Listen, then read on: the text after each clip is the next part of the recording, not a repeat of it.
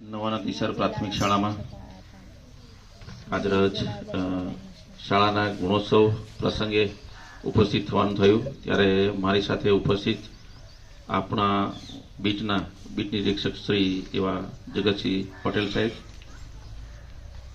ગુજરાત રાજ્યમાં જેમનું નામ મોખરે છે અને કહેવાય કે જે સરકારે, રાજ્ય સરકારે અને કેન્દ્ર સરકારે જે શ્રેષ્ઠ પારિતોષિક એનાયત કર્યું છે એ ખરેખર એમના કર્મને અને એમના કાર્યને આધીને આપવામાં આવેલું છે એવું સિદ્ધ થાય અને સિદ્ધ કરી રહ્યા છે એવા આપણી શાળાના આચાર્ય શ્રી એવા રાકેશભાઈ પટેલ સાહેબ, ગોપાલભાઈ, સ્ટાફગણ અને વાલા વિદ્યાર્થીઓ, આજે આપણી શાળામાં કદાચ સવારમાં કદાચ વાત થઈ હોય, કેમ કે સાંજ સુધી તો ખબર પડી નહીં હોય, સાંજ સુધી કહેવામાં નતું આવ્યું અને વાયા મેસેજ મોકલ્યો મેં ગોપાલભાઈના માધ્યમથી, બરાબર, કે ગુણોત્સવ કરવાનો છે.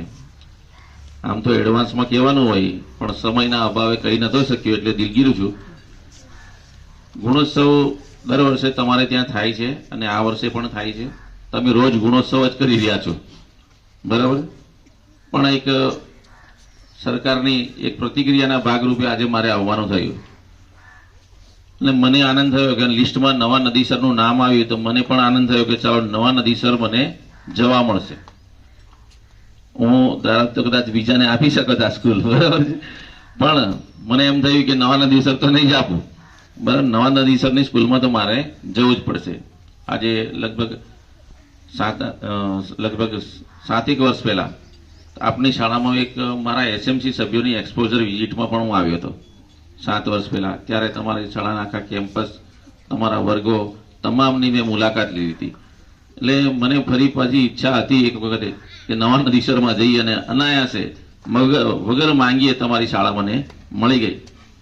પ્રાર્થના સંમેલનમાં જોયું કે અહીંયા તમે જે કાર્ય કરી રહ્યા છો પહેલા સાંભળ્યું હતું અને હવે નજરે જોઉં છું કે તમે જે કામ કરી રહ્યા છો એ સ્વયં થઈ રહ્યું છે.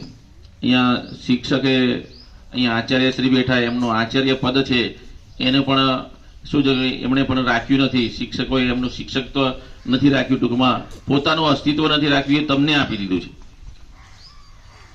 બરાબર, અને તમે સ્વયં આ કામ કરી રહ્યા છો. પ્રાર્થના સંમેલનમાં ક્યાંય કોઈ શિક્ષકે સીધા બેસો એવું નથી બોલવું પડ્યું.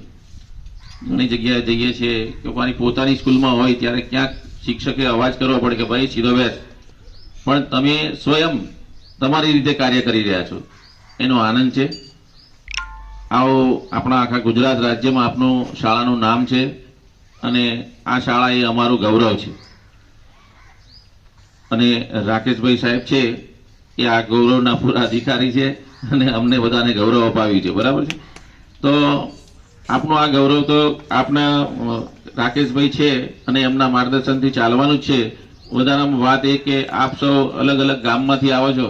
આનંદ એ થયો કે ખાનગી શાળામાંથી અહીંયા બાળકો અભ્યાસ કરવા આવ્યા છે એ જાણ્યું. ત્યારે 250 ઉપરાંત બાળકો જ્યારે ખાનગી શાળામાંથી અહીંયા આવતા હોય તો એનાથી આનંદ શું હોય બીજો છે.